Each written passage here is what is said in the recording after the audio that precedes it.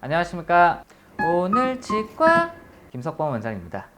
연예인들 치아는 다들 하얗고 고르고 이쁘죠. 연예인들 치아는 다 라미네이트다, 뭐 이런 얘기를 들어보신 적 있으신가요?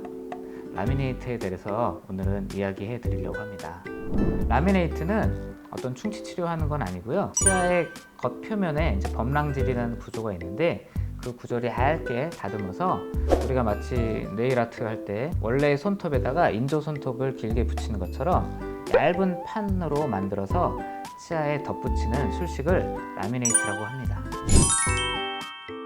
앞니 사이가 좀 많이 벌어져 있어서 보기가 흉한 경우 레진을 이용해서 덧붙이는 방법으로 수복을 할 수도 있습니다. 하지만 이 레진이라는 재료는 시간이 가면 변색이 되거든요. 그런데 이 라미네이트는 얇게 한 겹의 판으로 붙이는 거기 때문에 변색이 없이 오래 유지가 될 수가 있거든요. 그리고 치아가 좀 고르진 못한데 교정을 하기에는 기간이 좀 오래 걸리고, 예를 들어서 이제 연예인들 같은 경우는 가수 데뷔 자켓 앨범을 찍어야 되는데 일주일 안에 뭔가를 해결해야 된다. 그럴 때 좀 아깝긴 하지만 앞니 여러 개를 살짝 다듬어서 이렇게 이쁘게 만드는 경우 사용할 수도 있고요.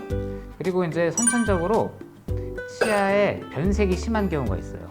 태어났을 때부터 허옇게 되거나 아니면 갈색으로 된 띠 같은 무늬가 있는 분들이 있습니다.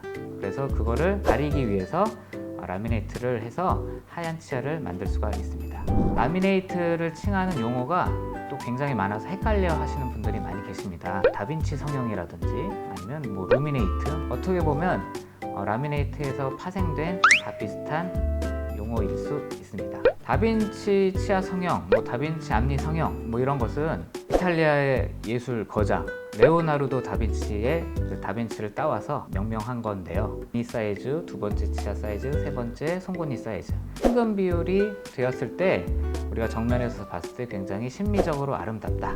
루미네이트도 역시 마찬가지로 라미네이트의 변형이라고 할 수 있는데, 루미네이트는 우리가 깨져나간 부분만 부분적으로 붙인다거나 거의 삭제를 하지 않고 붙이는 술식, 이런 것들을 루미네이트라고 하고 있습니다. 이렇듯 라미네이트는 꼭 필요한 경우에 하게 되면 굉장히 효과적으로 사용할 수가 있습니다. 하지만 라미네이트도 어쨌든 치아를 살짝 다듬고 수설물을 붙이는 거기 때문에 우리가 접착제의 수명을 평균 한 5년 정도로 보거든요.